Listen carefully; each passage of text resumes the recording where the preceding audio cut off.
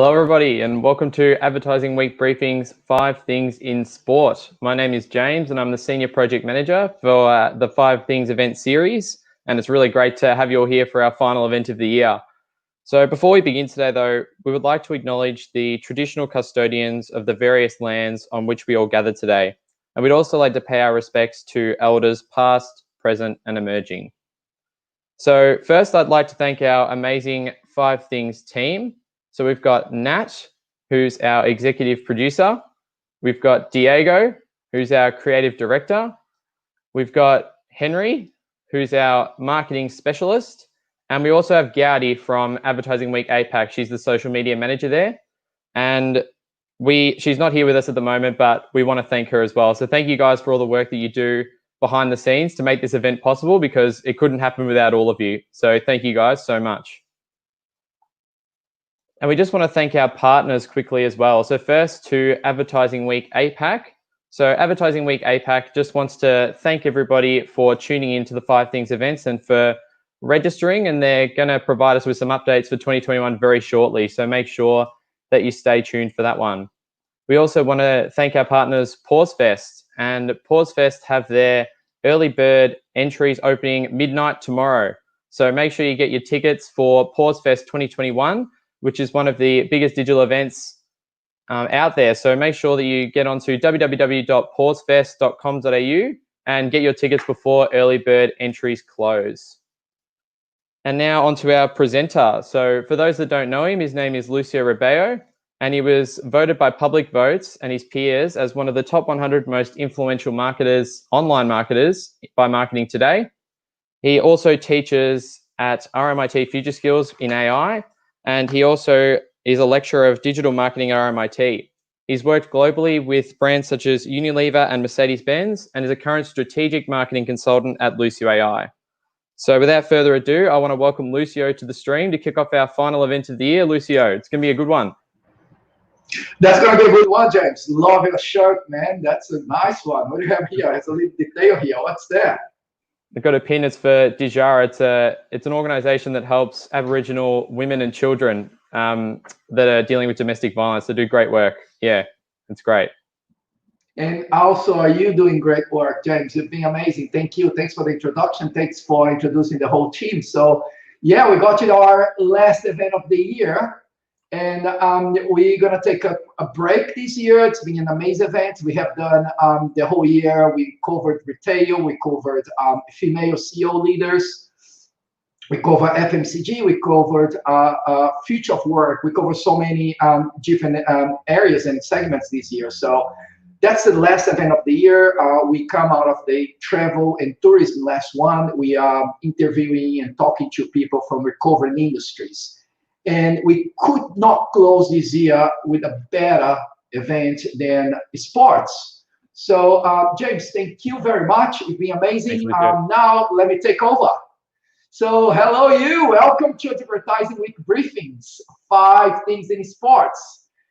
Sports is amazing. There's this universal reach, universal language, right? Sports connect people emotionally and globally. And marketers, we have been using this emotional connection to market our brands for over 100 years. And believe it or not, sports marketing first came to be in 1870s in the form of what? Guess what? Guess what? Tobacco. Tobacco was the first marketing celebration with sports, and was featured the baseball players. And then after that, we saw TV democratizing and globalizing sports. In initial days, sports marketing was a product placement. And you fast forward now to 2020, we have a highly specialized, a massive vertical called sports marketing, globally worth just about $180 billion. But I'm not a specialist in marketing, in sports marketing. And to talk about sports marketing today, I would like to welcome my 3 guests. I'm going to have here today Liz from the Australian Grand Prix, David from Melbourne City Football Club, and of course, Adrian, who's a former Olympic footballer and now working at Adidas. So welcome guys. I'm going to bring you now. So welcome, David, welcome Liz, and welcome Adrian. Welcome you all. I also would like to thank our attendees, our audience who are watching us live and watch us as well on the catch up. Thanks for being here. And thank you for sending your questions in advance, all right? So David, welcome. How about you introduce yourself a little bit and tell us a little of your background? Hi, Lucio. Thanks for having me. Hi, everyone. I'm David Curry. So I head up commercial partnerships for Melbourne City FC. Been there for about a year now. Prior to that, I worked in media, doing multi-platform partnerships for Channel 7 in Australia. And then prior to that, spent 3 or 4 years at the BBC in the UK, working on some of the global brands as well.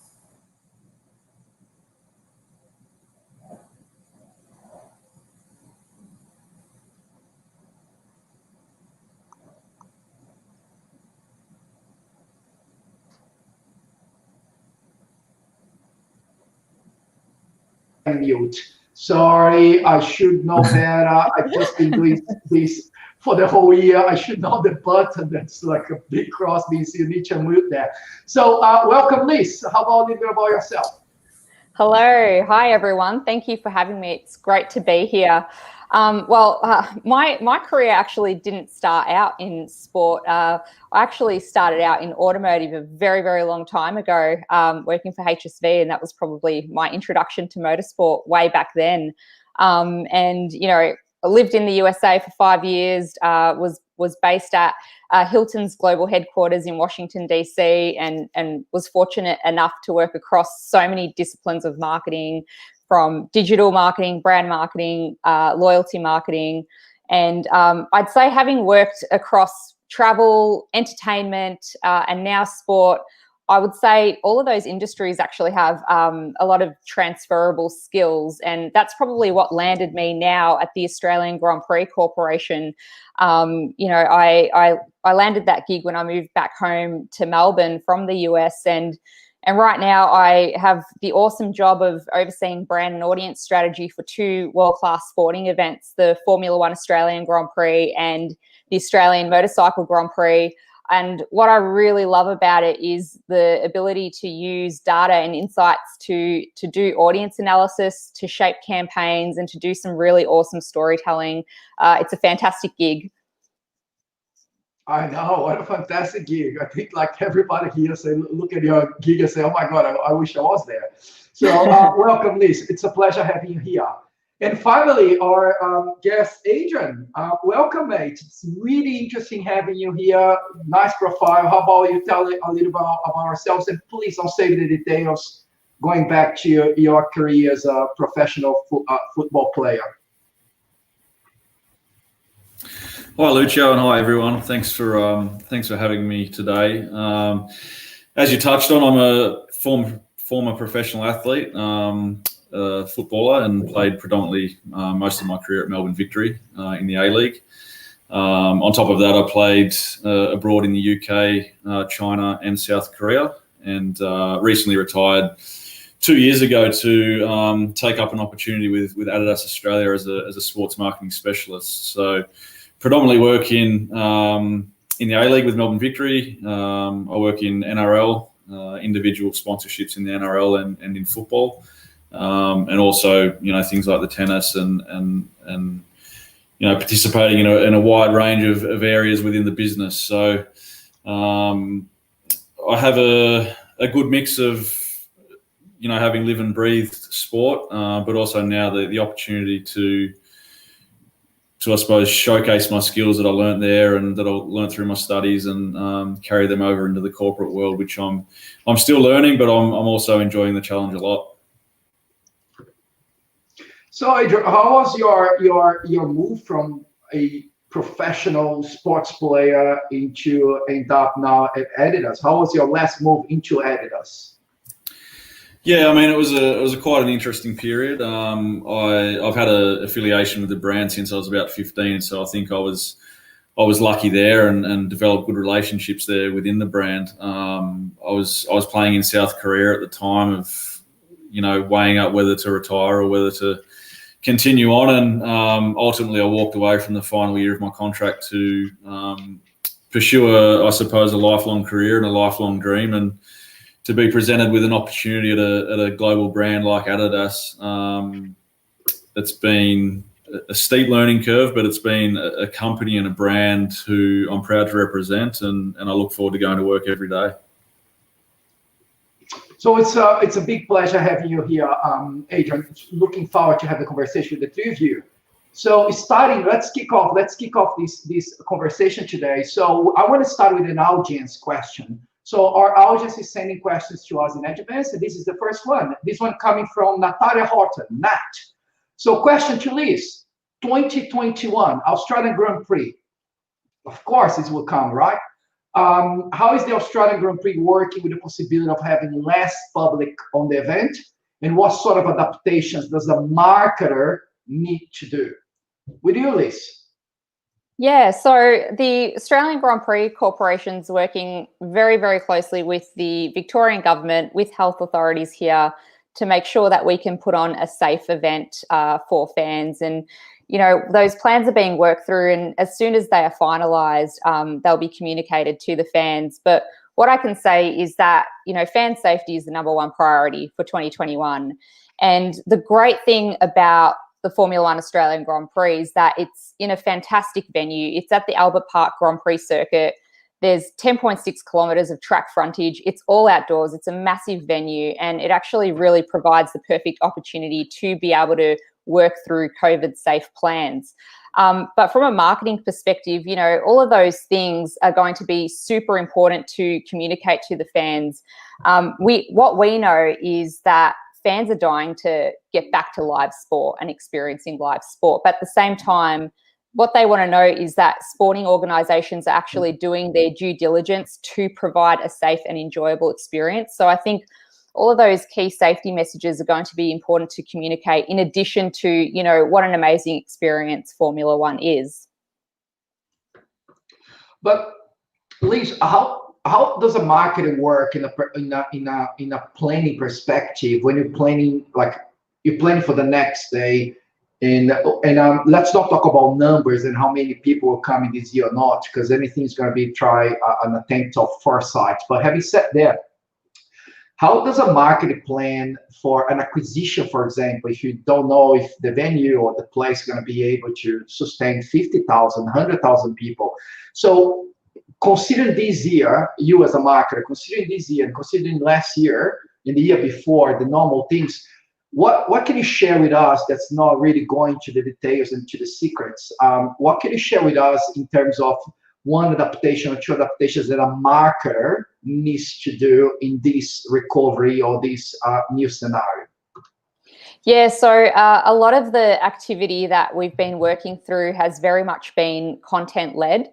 So, for example, you know, to be able to maintain engagement with fans, you know, in the absence of motorsport in the first half of the year, and certainly with potentially reduced attendance next year, there's been a lot more in terms of the content space. So, you know, we've got a series called In the Fast Lane, which is a podcast series with exclusive interviews with some of the biggest motorsport names, and they're exclusive to the Australian Grand Prix only. And that's certainly provided additional opportunities for sponsorship as well, and a new way to communicate with fans and continue that dialogue. So they're just some of the things we're working through. But also, you know, tickets aren't quite on sale yet, but we've absolutely got registrations for interest on grandprix.com.au to be able to see, you know, what that potential attendance might be like, and be able to have that one-on-one dialogue with those fans who are keen to come along in 2021. Perfect. Thank you, Liz. So I wanted to flip now to another question from sent in advance by our audience. So Mariane Caparros from Acan Worldwide Group asked the question to David. So David, how can you continue to build support for the sports teams given that there is no physical, or there was no physical audience, and the fan base being a little bit dispersed and not being able to come and see physically? So how do you keep engagement going when there's no physical engagement or physical audience engagement? Sure. So from our perspective, it's Media fragmentation has been going on for numerous years now. It's nothing new, and it's certainly nothing new within the sports realm. We've noticed over the last couple of years, particularly the way that our audience consume our product, whether it might be the live match or how they interact with, in my case, a club, diversifies from channels. So in our case, at the prospect of not having fans like we experienced earlier on in the year, from a consumer journey point of view, what we had to then do was actually remap how we engage with our audiences, and then really over-deliver content in different areas and maximize their channel reach that wasn't particularly, what we used in the past, whether it be linear TV. So, in our circumstance, it was about providing content to feed the fandom, keep our audience engaged, try and be as transparent with them about what was going on. But also it was, I think, like a lot of companies and brands who experienced it, this was, you realize there's more opportunity than you might have given yourself credit for previously. So, we revitalized what we do from a pre and post game content point of view, which provided deeper engagement for fans. We looked at ways we can enrich the experience where you're sitting at home, whether it's be on your phone or on your tablet. Now, whilst a lot of the things which we did during that time won't necessarily remain in place for the next season, a lot of the philosophies of what we learned from it are going to remain in place. So for us, it's about how do we actually provide engagement that's not just reliant on physical interaction. And that comes to, I think, a point we might touch on later on around marketing tech and what that's going to mean for sport. But it's leveraging the tools that you've got to maximize that reach in every channel that you have at your disposal. David, I'm not quite sure how many games did Melbourne City played without audience. There was like physical games being played. Yeah, I think we would have had, I'm just going to guess, but around maybe about 6 or 8 games, including sort of all the way through to the grand final. So we end up having games, end up having some activities happening without the audience over there, which lends me to you, Adrian. I'd like to invite you to this conversation because now things is becoming quite interesting, right? Going back to your time as an Olympic player and the captain of Melbourne Victory, what would be your role as a leader to lead during this time? How would you be as a captain? How would it be a captain, the leader? How would it be energizing and incentivizing your players? Like when there are not audience around there, there's no really the energy coming. Like, what would be the lessons you take from the leadership in that situation? Yeah, I think a lot of what you would do on the field is similar to what you do in business, and I think throughout this period, the most important thing has been probably the connection that you have with your colleagues and with those people around you. Empathy is also a big one. I think, throughout this period, especially with athletes, they've all been living away from home. They're taking pay cuts. They're making huge sacrifices just to keep the game going in this country and supporting brands like ours and brands that support their clubs. So it's certainly been a challenging time. I think it probably highlights the importance of those connections and making sure you're understanding each individual is different. Each individual is going through different things, whether they're an athlete or whether they're a work colleague.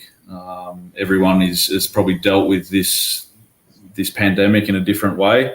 And I think, something that you said about incentivizing, I'm not sure if incentivizing is the right word, particularly at this time. I think there's a real importance and there should be a real focus on just acknowledgement and appreciation, because I think everyone has had to make sacrifices to get through this period, and for the leaders to show that appreciation and acknowledge what everyone has had to go on through, I think you get it back, tenfold in whether it's performance or performance on field or performance in the office. It's going to be rewarded long term.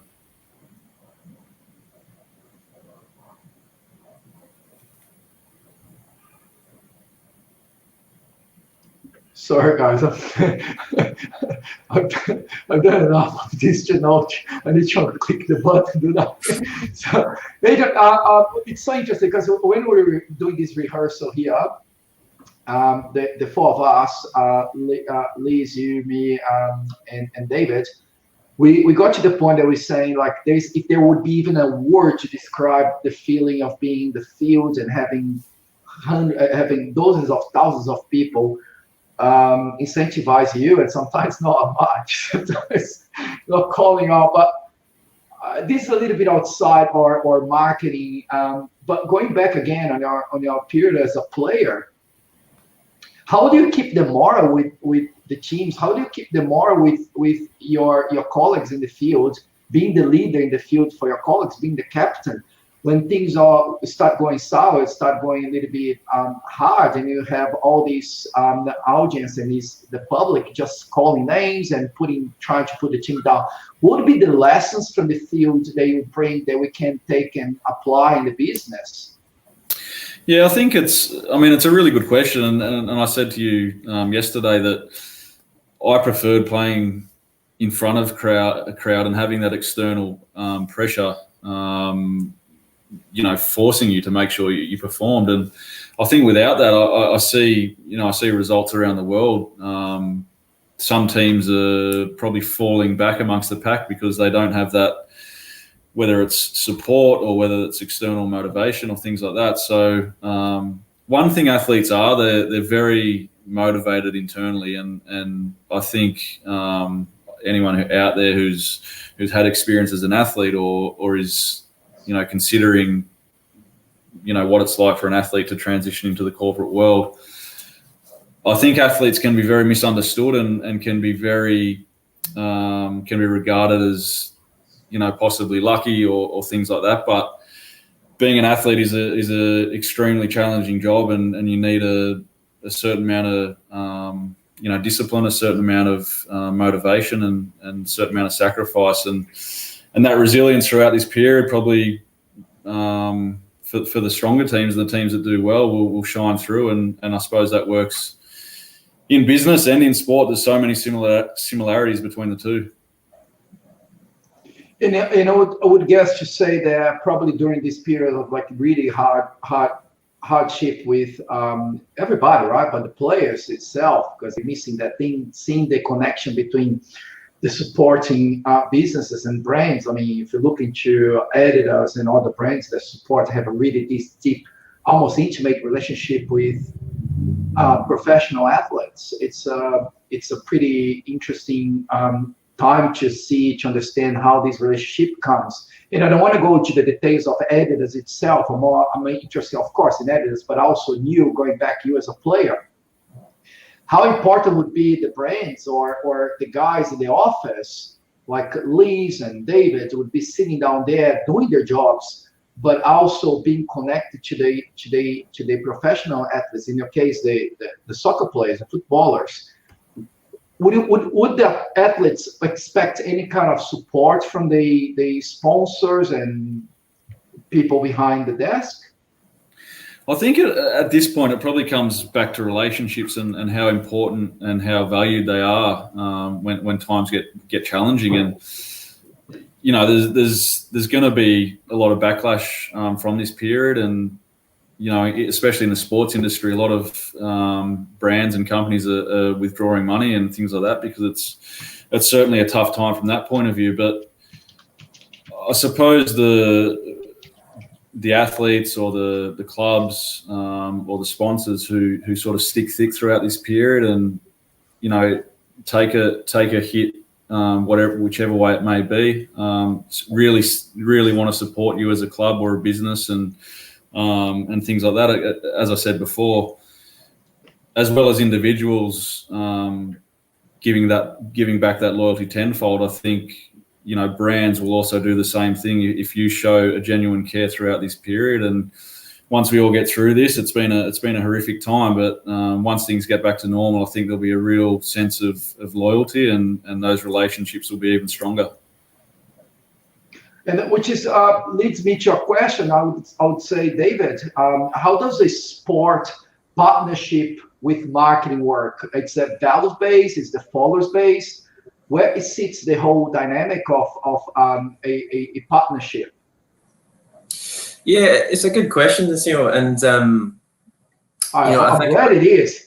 Yeah, a good one.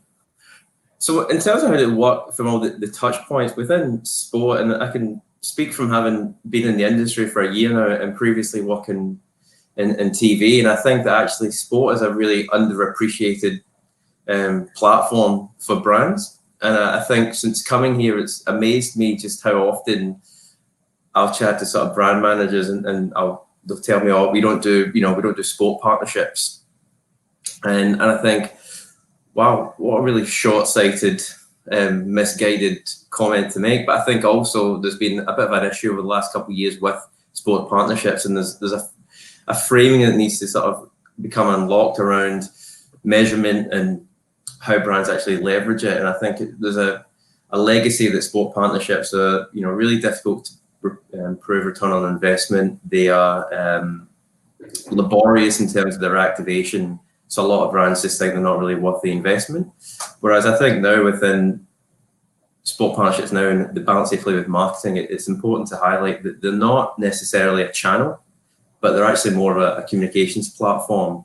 So to answer your point of how do they work, is it a data play, is it a comms play, or is it more brand, or is it sort of events? The answer is it actually can be pretty much whatever you want it to be.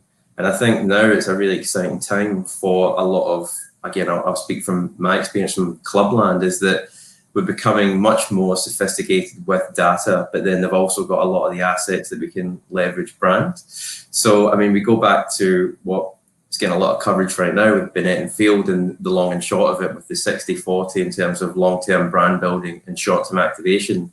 One thing I'm really excited about from where I sort of apply my trade is that we can actually deliver a lot of those assets for brands in one place. So you reflect on, what does a sport club has a much richer and deeper relationship with their consumers, call them fans, but their consumers than most sort of media companies would have with their audience sitting at home watching, some of the free-to-air networks. So it's a much more personal relationship, and most sport clubs will have a lot more data points on their fan base. So that then opens up a whole host of opportunity for brands to tap into, yes, the emotional side of it and getting into the fandom and driving a lot of that brand equity that you can do over a long period. But then in the short term, there's a whole host of tools that are at the disposal for a lot of sport brands with regards to content. And we know that fans are passionate about it, so they're going to consume it. You have data that you can leverage. Of course, it's a great way to work your internal audiences, so you can sort of drive engagement from that point of view, whether through ticketing or competitions or getting athletes to come in and speak to staff. So the relationship between marketing and sports is actually really rich, and I think it's only going to get better and better as more technology comes to fruition that allows that one-on-one communication with fans and athletes, and brands can really place themselves right at the center of that. And yeah, we know that sponsorships can serve short-term sales activation stuff, but really the strength is much broader, and it's all about longer-term brand building. And I think just to finish on the final point, which was, Bennett and Field came out with a study, I think in 2017, and we talk about sort of brand effectiveness. I think sponsorship is one of the most effective channels in terms of long-term brand building. So I think the relationship is pretty rich, and I probably went around in a few circles, but to answer your point is, the relationship not to be whatever you want it to be. And I think it's really key that if you ever enter a sport partnership, you're quite clear on what your objectives are. But also, I think the one point I'd want to get across today is actually, broaden what you think it could be, because it's actually a lot deeper than we built at a surface level what the assumption could be. Bravo. That's we cover now. We out of the way. We cover the whole thing about sports partnerships. We know how it works. We know who does well, and we know how to measure ROI.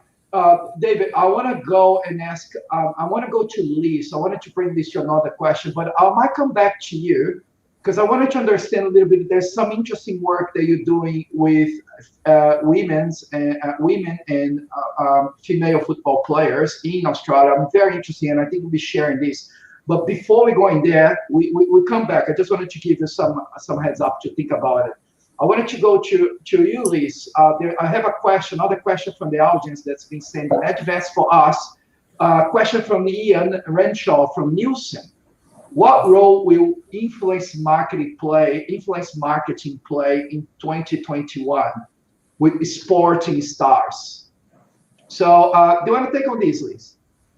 Yeah, it's a really interesting one because we know that in 2021, a lot of live sports will have reduced attendance. And so what that means is that there will be higher consumption of sport via digital channels, via TV. And, we've seen that in the last part of this year as well. And so I think influencers definitely have a role to play in that regard in terms of broadening that digital reach and fan engagement. It's interesting because influencers, can fall into a number of different categories. Certainly sports stars are influencers themselves. They've all got their own social media followings, and they're fantastic for, engaging the core fan base. We're really lucky that we've got Australians racing in Formula One and MotoGP, with Daniel Ricciardo and Jack Miller, and they've got a really strong following on social media, and it's great for us here in Australia because it certainly helps build that hype, in the lead up to the events when they do come around. But then there's a lot of other influencers that fall into other categories which are just as important, and they're categories outside of sport. And the reason why they're important, particularly for us at the Australian Grand Prix, is because we really want to broaden appeal of motorsport, beyond the core fan base. We want to really be inclusive of more women. We want to get Gen Z coming along as well. We really want to diversify that fan base, and influencers certainly have a role to play there. But for 2021 specifically, I actually think that the role of influence will be a lot more specific. And by that, I mean content curation actually needs to happen a lot more in collaboration with sporting organisers. And you can essentially use an influencer as another, form of broadcasting as well, particularly if you're trying to tap into new audiences. And so, it can become a new form of entertainment, particularly with things like TikTok and Reels. You can get really creative with those platforms. And I think, looking at new ways of entertainment in sport is going to be important. And that's where influencers can certainly come in and play a role there. But, I'm sure, Adrian and David probably have their own thoughts on influencers, particularly from, the sports star point of view and sports stars having, their own social media following. Yeah, take over, Adrian. How about you and Adidas when it comes to influencer marketing? Yeah, it's a really interesting one for us, and it's an area which I think there'll be an increased focus because obviously I think spending in that area will decrease. So the importance of the return on the investment is going to be, there's going to be a real focus there. Liz touched on sort of content creation and things like that, which there will be a huge responsibility on the athlete or the influencer to come up with that creative themselves. And us as a brand, we look for athletes who are creators. That's our motto. And performance isn't necessarily the main attraction for us. We're looking for athletes or influencers who are engaging, who are exciting, who are maybe a little bit different. Whilst performance is a given, we want someone who may be a little bit different and can connect with their audience and sell their own story. So a really interesting space, and I think a space where there'll be a more narrow focus, and there'll be we'll have to be really selective as to who we choose and who we use to promote brands like ours. But I think the return on the investment is going to be the priority. But how do that's a question to the panel. It can be to you, Adrian, or you, David, or Liz. How? I mean, athletes nowadays, they have there are many layers of influence, right? There is this the regional and the global. Some of these people are global, like we talk about David Beckham, and then we have very strong localized influencers or I don't know, partners, I would guess. So when you scoping and a brand like Adidas, we have a global appealing, of course, and there's a global appealing, but there's this localized need. The question here, I'm formulating questions as I go, but how is the appeal between the local strong name and the global strong name? And also the second question is specifically for you, Adrian. Is now it's okay to accept the followers and the huge number of followers? Is this a currency? Is this something you look, oh, someone has 1 million followers, someone else has 10 million followers.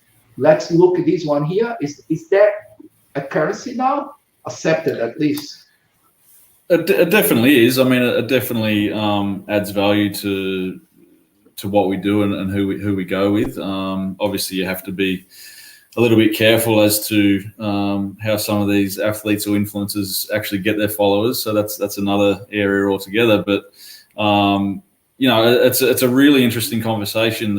Especially in my part of the business, the global influencer versus the local influencer, and the best example is probably football, where football is not the number one code in this country. We've got someone like Lionel Messi who dominates the world, yet there's a whole different side of the business here in AFL and NRL, where we really need those guys to be prominent and to really share their story and share our brand. So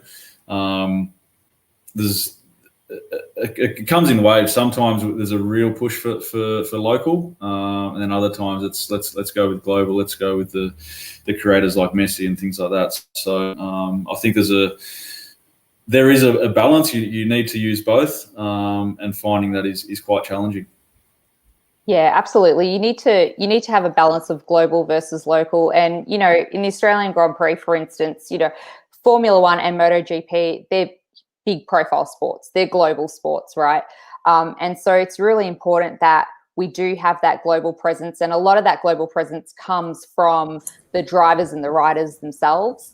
But local is just as important, because we need to engage the audiences here in Australia who are coming along. Yes, we have international guests coming along, but the Australian audience is, a big focus too. And so it's really about striking that balance. There's more than just looking at an influencer's followers. You got to look at what kind of content are they creating. Who is their audience? There's a lot of data now on influencers' followers. Do they skew male, female, age? Where do they reside? You can get that information. So it's really looking into that background also and combining all of those things. It's quite important to strike that balance. I might just add on one point, because Adrian's just said something that I think is quite interesting, and certainly in the context we're having this conversation, we're talking about marketing. I think there's a role to be played in Australia in particular about, and I'm coming from a topic, Lucia, I think you touched on there, we'll come to from a WLE point of view, but I think there's a right opportunity for brands to come in and actually create influencers, because there's an enormous amount of incredible athletes on and off the field, to your point, Adrian, around what you look for, that actually there's a job to be done for the brand to come in, or brands to come in and actually elevate some of these local talents and to become influencers in their own right.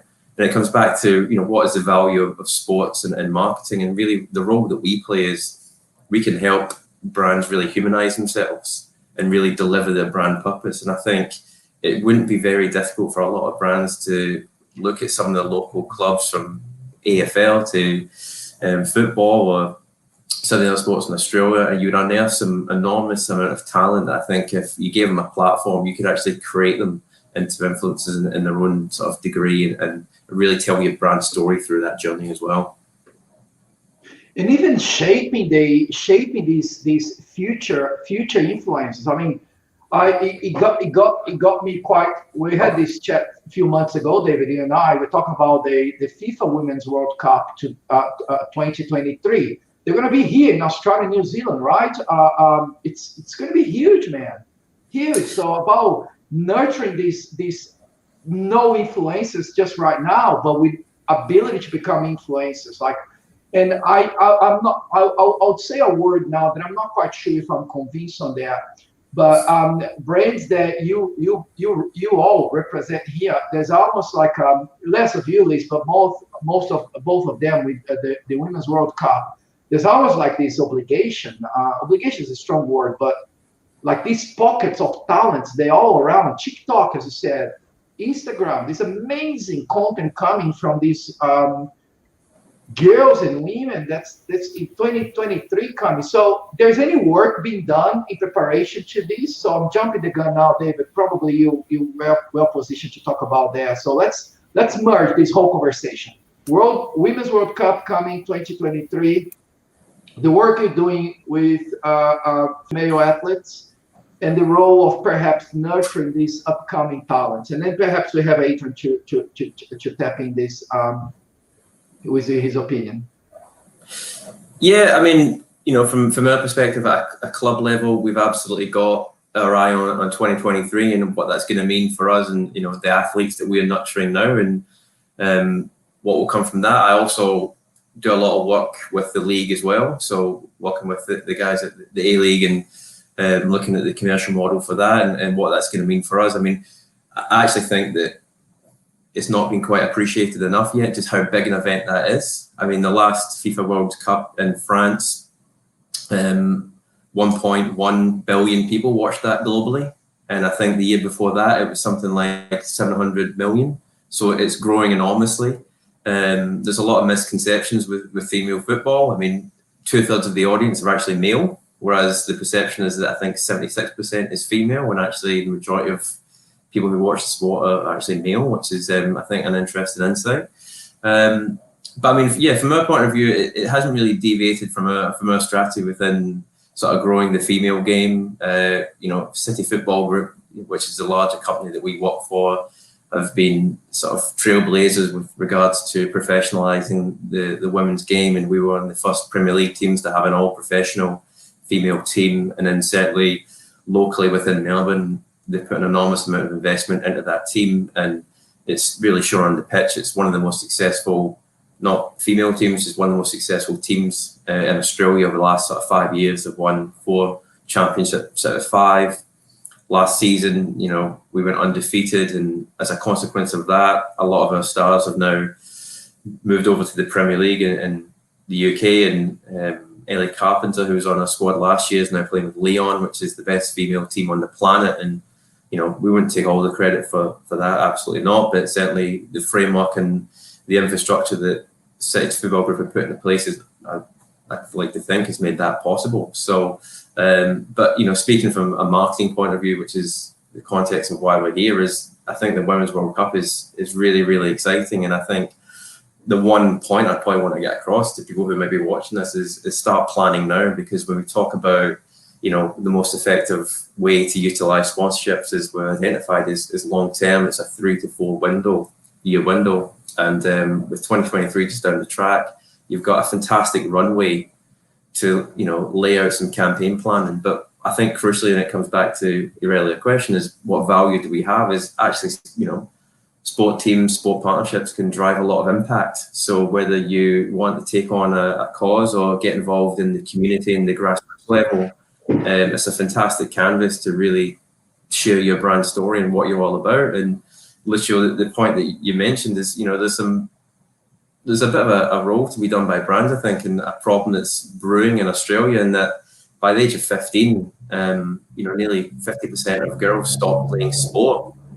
And they stop playing for a variety of reasons, most of which are fixable. It's usually due to lack of role models, which is why clubs like us and Victory, with Adrian was at, invest a lot in female athletes and growing that league and making them prominent stars, and our broadcasters certainly help that cause. But then also there's some more alarming issues around, 60% of girls by the time of 15 are body conscious. That's why they stop playing sport. There's a lack of opportunity. There's social stigma. So this is research, I think, from 2018 from the AIS with Victoria University. So it's a trend that's not looking particularly great. And also with COVID, there's an alarm bells around what's actually going to happen there. So, as a club, we're looking at ways we can help address that. And obviously the easiest way is to create superstars with a W League squad, which I like to think we're doing an okay job with. But we're also working with our partners to try and work on the ground level at the grassroots and community to try and tackle that. And I think, again, from a brand point of view, it's a really nice territory to play in. I think I'll just jump in here and I probably echo a lot of what David has just said. And he's right in saying that Melbourne City are the leading club in this country in terms of, the professionalism in the women's game. And a lot of companies do have a real focus on women. It's one of Adidas's key pillars is women. We have three key pillars. One is women, one is innovation, and one is sustainability. So it's certainly a sign of where things are headed, and it's good to see that. I suppose finally the value and the importance is being recognised. I think, you look at the Women's World Cup and the size of it, and what really hit home with me was the fact that the Women's World Cup in France had more viewers than the most recent Men's Rugby World Cup. When I heard that, I thought this is a serious event. And there's going to be a huge following. It's really going to put the game, on the map in this country if it's not already embedded in our sporting landscape. Another thing that I've been proud of and seen our brand do, and David alluded to it earlier, was the fact of nurturing these athletes or nurturing these influencers and helping them become a platform and grow to that next level. It's something that our brand's doing at a global level, and we've got a women's working group in football, and the message is to go out of your way to support these girls or these women to achieve their dreams. That doesn't matter what sort of following they have. They don't have to be benchmarked against the guys. It's go and let them be their own athletes or individuals and tell their own story. And I think that's a fantastic brand push. And I think, as I said, it's good to see the direction is changing and girls are really getting their own platform. So we have the need, we have the opportunity, we had to cut through. So David, just need to have the brands emailing you. That's all we need to get here, right? You just need to have your email live here. Just take my email on the bomb. Get in touch. Drop me a line. We're gonna get this done before the end of the session today. Just if you want to share, we're gonna share here. So get in touch with David. If you have great opportunities, I would love to extend this question because I'd love to. I'll place the question, but I'll give you at least some time to think before, because we need to go across live now with Marketing Mag. But you didn't talk too much, at least, about this topic, but I was just thinking that's a highly male-dominated sports, being Grand Prix and motorsports as general. But at the same time, there's a huge presence of family and female presence. So it'd be interesting to understand the role of you as an organization to provide, to change a secular sport that's been for a long time, and they're primarily dominated by males, and now the opportunity for brands and marketing to be engaged with females there. I'll give you some time to think about that, because right now, I don't even know the time, we are 50 minutes in. We're gonna cross live with Marketing Magazine, and our friend Jess, as editor of Marketing Mag, she has a question to the panel. So let's play her. Hi everyone, my name is Jazz and I'm the editor of Marketing Mag. I'm also the co-host and producer of the Futurecast podcast series. Thank you very much, Lucio, for asking me to be a part of Advertising Week. Now, I do have a couple of questions for your amazing panelists today in regards to the future of sports tech. Now, I'm really curious to know what role do they think technology will play in the future of the sporting industry? From virtual fan experiences through to safety, what changes will be here to stay? I would also like to ask them about what innovations they are most excited about for the future. Do those innovations exist yet? Thank you again for having me. You can listen to the FutureCast podcast wherever you download podcasts. You can also keep up to date with all of our new content and episodes at marketingmag.com.au/futurecast. All right, double question from Marketing Mag. What sports tech, what role tech will play in sports, and what innovation are you more interested and excited about it? So who wants to go first? I can jump in on that one. It's a great question, and I mean, Formula One's one of the most technologically advanced sports in the world. When you think about the engineering and tech that goes into those cars, it's phenomenal. You know, from a performance point of view, even from a safety point of view, right now as well. You know, I mean, there's just this culture of continual improvement, and it's really exciting to watch. But I think from a fan engagement point of view, I think a lot more VR and AR will come about, particularly when we look at, reduced attendance for live sport in 2021. We have to think about how do we engage fans in other ways and make that experience feel real if you can't physically be in the stadium or in the venue. And so I definitely think VR and AR has a role to play there. I mean, it's been around for a little while now, but I just think it will really be accelerated, and it's really, really an exciting space to watch. But what I'm actually most excited about to see in the future in terms of tech is how AI will really enhance the fan experience. I mean, there's a massive opportunity to customize every single touch point with the fan, everything from ticketing to sponsorships, looking at custom content from sports stars, preferred camera angles, preferred stats as well. Everyone's got their preferences with how they like to consume sport. And so how do we, take all that data and knowledge that we know about our fans currently and really personalize that experience the entire way through? I think that's the most exciting part. And second screen engagement has been around for a while now, but the next step of that is really just making it super personalized. And I think that's ultimately just going to drive deeper engagement in the long term. So I think that's probably the most exciting space to watch at the moment in sports tech. What I find very interesting is the perspective that we're going to be seeing with the advancement of 5G and the possibilities, because we had this huge obstacle with latency of internet and things like that. And with the 5G, just really became real, right? Became real. When Apple announces something becomes real. And I find very interesting the fact that I was watching I can't remember, I think it was Coachella, or one of the events in America. They sold about 1 million tickets at £10 a pop or $10 a pop. And you do the math, right?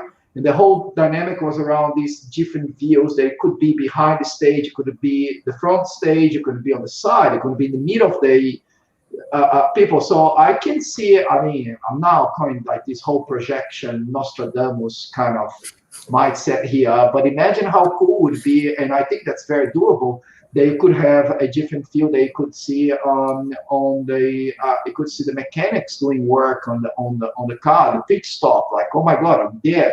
And the VR still, it doesn't replace the physical.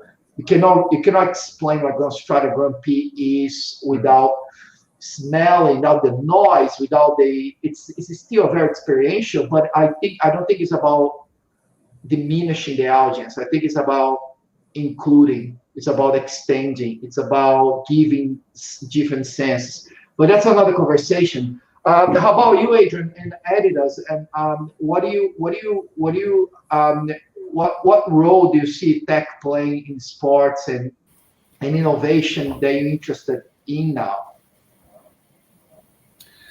I'm really interested in what you've just spoken about in terms of watching a race or a football match on VR or AR. But I think, we don't have the tech that F1 has, but, apparel and footwear, they're always, whether it's our brand or a rival brand, everyone is always looking for an edge. And, we're constantly, pushing the boundaries and we're already discussing things that are happening in 2023 and beyond, what the brand is doing to improve. But I think for me, besides all of that, adding carbon to shoes and football boots and things like that, for me, the most important thing and the most exciting thing that our brand is doing is in the area of innovation around sustainability. And we're producing a lot of products using recycled plastics. We're intercepting a lot of recycled plastic from beaches and waterways and oceans to produce garments and shoes. And this year alone, we produced 15 million pairs of shoes purely out of recycled plastic. So I think, to be associated with a brand that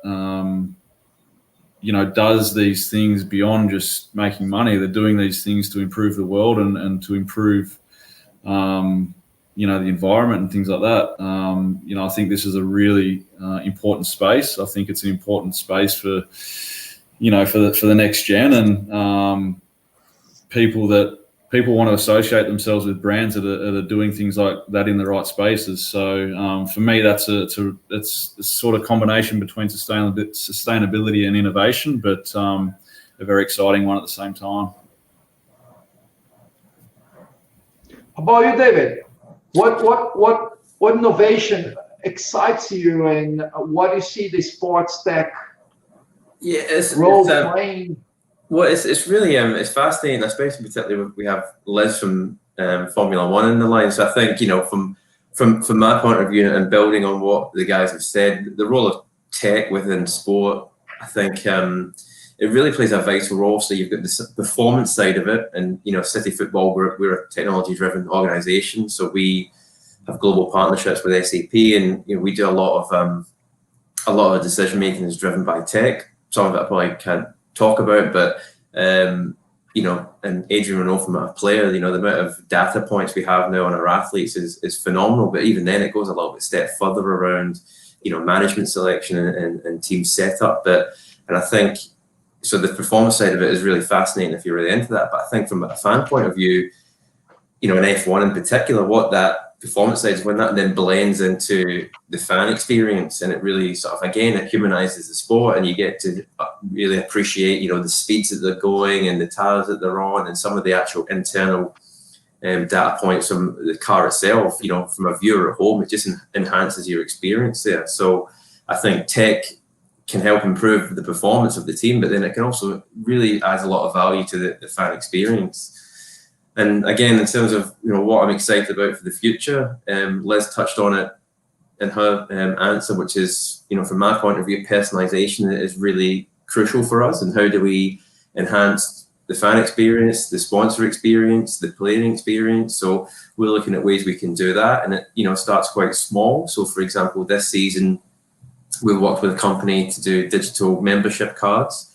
Which may not sound very technologically advanced, but what that actually allows us to do is we can now push notifications and comms through to our fans when they're in the stadium. It opens up an opportunity to work with some maybe smaller local businesses that might not have the budgets to sort of reach, and we can help build communities there and give our fans notifications that, hey, if we win, head to this pub or this restaurant, you're going to get 10% off of things like that. So that personalized experience is really, really exciting. But again, coming back to working for City Football, they're an organisation that are really forward-thinking, tech-driven. So we're looking at what is the next 20 years looking like. So the innovation that I'm really excited about is, what does the stadium of the future look like? A lot of stadiums now are 10, 15, 20 years old. So what does a brand new top spec stadium look like from an audio-visual point of view, from a connectivity point of view, and from a sort of experience from the car park right through to your seat? So For me, it's an amalgamation of all the different tech that's being developed to really enhance that experience. And if I knew what was coming, I wouldn't be on this call. I'd be probably in some sort of hedge fund buying up some tech firms as we speak.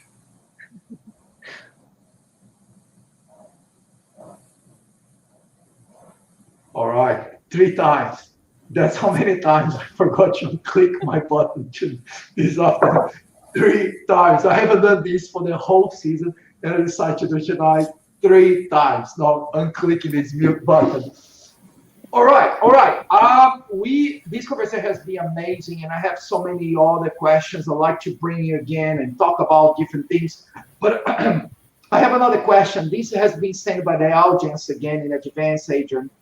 What is the biggest lesson you learned from one field that you are able to transfer cross domain from being a very successful soccer player? I still can get my head around being Brazilian. I cannot call soccer. I need to call football. I just can't do that. It's just, yeah, let's just call by the right name. Right? Anyway, let's call by the right name. Let's call sometimes we say the football, the real one. Anyway, I don't want to offend someone, but question for the audience. What is the biggest lesson, leadership lesson, or any other lesson that you learned from one field that you're able to transfer cross-domain? From being a professional football player, playing the Olympics, man, and into a marketer now? I think the most important thing, and I think it doesn't matter if you've been a professional or you've been an amateur, is the ability to work within a team. And I think being a team-driven person, and I think now I've got 2 young girls, and I really want to push them into a team sport, because I think you learn how to how to communicate, how to work together, how to achieve an outcome, and then you get to celebrate those outcomes together. I think that's really important to celebrate those outcomes, because a lot of the time we get caught up in chasing and how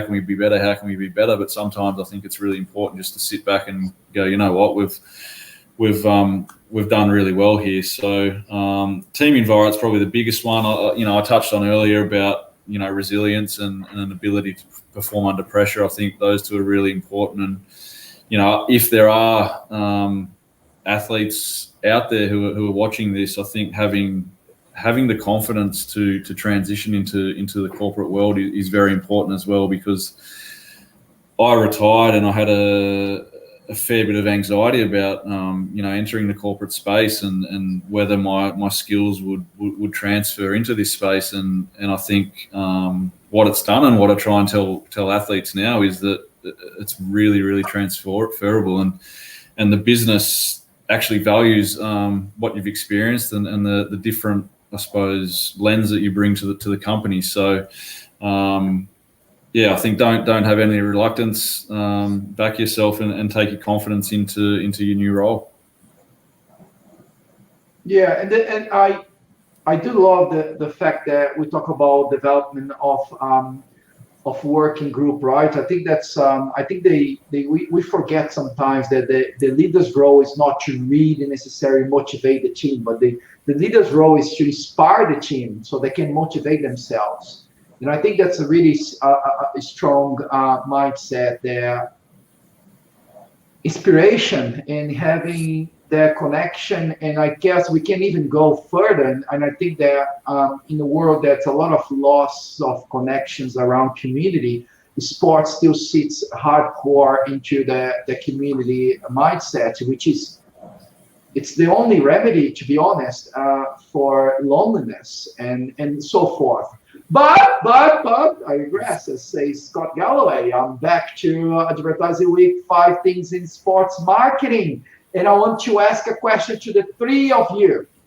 If someone wants to pursue a career in marketing sports, what do you would suggest? I mean, all of you have this very interesting background. Lisa, talking about like these amazing roles that you had, different places, different countries, and different functions, and now probably hold one of the most envied positions in Australia, and I would say even marketing, in marketing in Australia. So what do you suggest? It's best to be a generalist or to be a specialist? If someone is looking for a career in sports marketing, where to even start?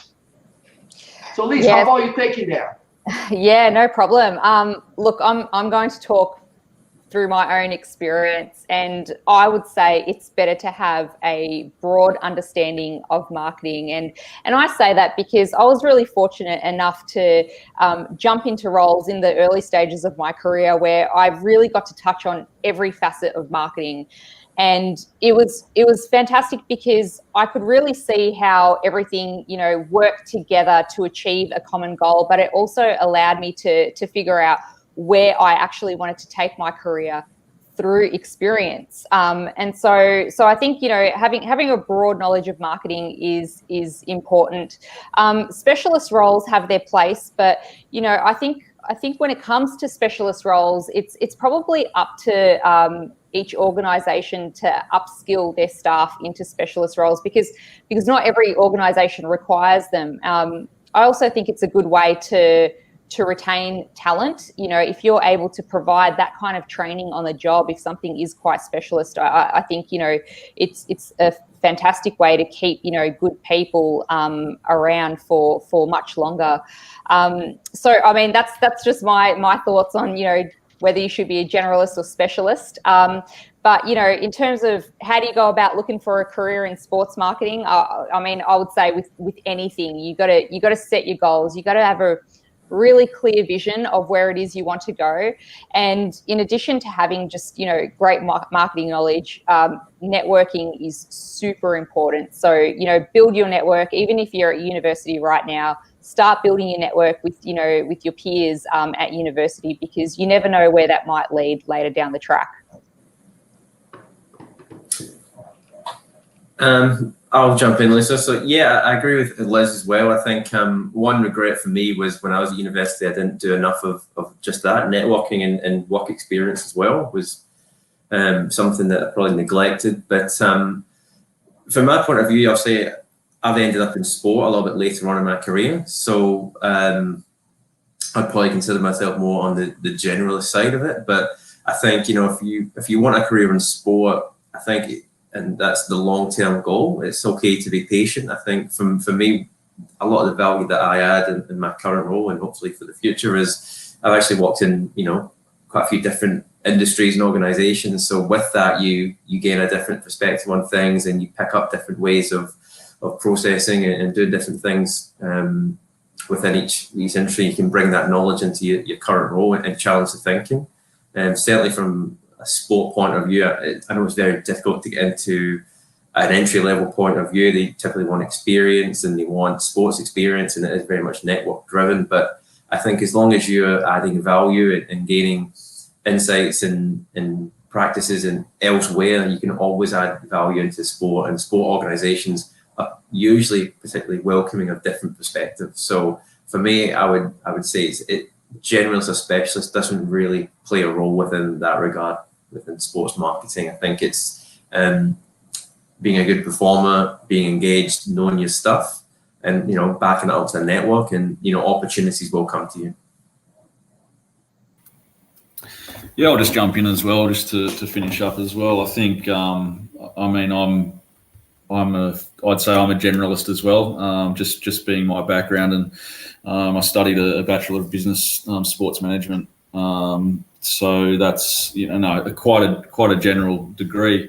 What I would say is, you know, off the back of what Liz and David said, you know, the importance of doing internships, the importance of volunteering, the importance of, you know, participating in, you know, voluntary boards and things like that. If you have an opportunity to do things like that, do them, because I think your ability to learn and to listen is really important. I think, you know, whether it's a podcast, whether it's something like this, whether it's an audio book, I think, especially if you're starting out or you're coming through uni, I think you can't do too much. You've got an opportunity now to learn and to grow, and I think no matter what level you get to, I think you can always improve. So I think as long as you have the right mindset and you're willing to learn, you're willing to volunteer when you have to until you do land in those roles. And then once you get there, just try and be better. That's probably the thing that'll take you to the next level. Thank you. I thought I was mute again. Thank you very much. We run out of time. I do appreciate, we are close to the end of today's session, but before we end today, I would like to invite our guests for their last thoughts and one ask to our audience. Who wants to go first? Do you want to jump, please, and just tell us, just last words, your review of a sports and marketing sports, and one ask to the audience? Yeah, I mean, working in sports marketing, it's really exciting, and it's such a diverse, industry to be working in, particularly with the rise of women's sports. I mean, there's so much coming in that space. Even in motorsport, I mean, W Series. I mean, there's a lot being done, and there couldn't be a more exciting time to be doing sport marketing. But in terms of one ask for the audience, I mean, the provisional dates are out for the Formula One Australian Grand Prix and the Australian Motorcycle Grand Prix in 2021. So if you're interested, make sure you go to grandprix.com.au and motogp.com.au to register your interest. Tickets aren't on sale just yet, but when they do go on sale, I imagine they'll get snapped up pretty quickly. So sign up, you'll be the first to know about it. I already done mine when I invited you to this panel, so the whole team has done already. Fantastic. There's no way we're gonna miss there. I don't care if I'm gonna go there, if I'm gonna be seeing on VR, on my smartwatch, we're gonna be there. So thank you, Liz. Thank you very much. It's a pleasure having you here. You're such accomplished, and you're an amazing professional, great person. I know you have to make your time to join us, so very thankful, and we are very lucky to have you. So yeah, thank you very much. Hopefully we get you again next year to see how this year went, how 2021 went. So thank you. Thank you. David, with you, man, last words and one ask. Well, I'm going to echo Liz's point. So my one ask would be, we've been locked up for a big part of this year. So I would ask the audience that this summer, get out, support your local club, attend a few games, go to the Grand Prix, get out, support sport organisations, because I'm not talking specifically about my own, but generally speaking, a lot of sport clubs have had a difficult year, and during that time they did a lot of great work in the community, and they worked really hard, and they served a lot of their fans. So I'd say get out, support your local clubs, go attend a game, go attend sports back in Melbourne, and go support it. Cool, thank you, David. It's fabulous having you here. You and I are good friends, coming from the Marketing Academy, know each other, and this whole thing started from a coffee we had together. We're talking about the future of women in playing football in Australia, in the context, soccer in Australia. Yeah. So putting words in your mouth, if you don't mind me, if anyone has on our audience has an idea, would like to be talking to David regarding sponsoring, that's a great opportunity. It's a whole blue ocean over there. We're walking to Women's World Cup, coming to Australia, New Zealand, huge opportunity, huge audience. David and his club are already doing an amazing work with female players in Australia. We do have a problem, and we do have an opportunity. That's the whole deal. It doesn't come every single day. So if there's any brand listening to us right now, we can get them to contact you, right, David? And your email Absolutely. Is right here. We are so modern on our technology here. Look at us. We have these emails popping up. We have logos popping up. We are good. We are really good.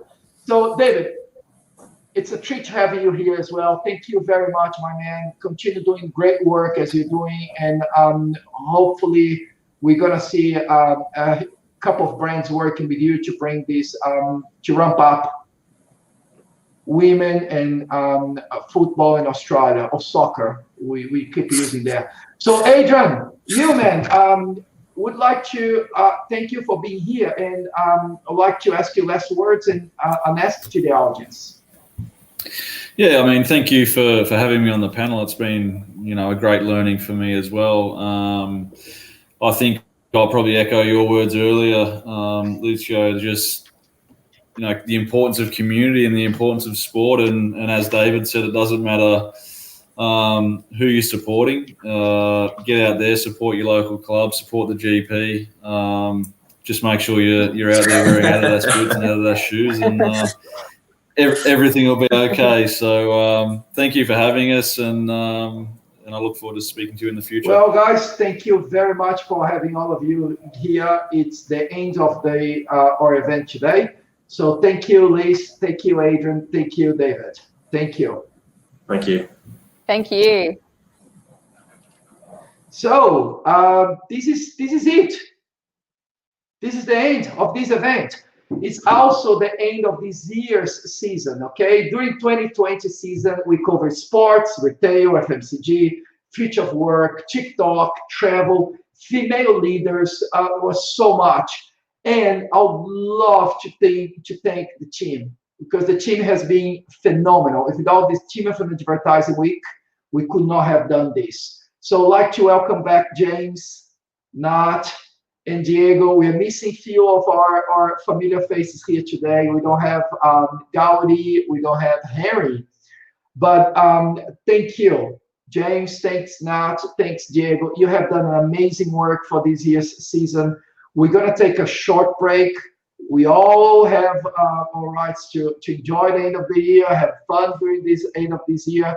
We're gonna take a short break. We are ending these years, and we come back next year. We already have a packed agenda for next year. There's going to be covering technology. We're going to be covering mathematics in marketing.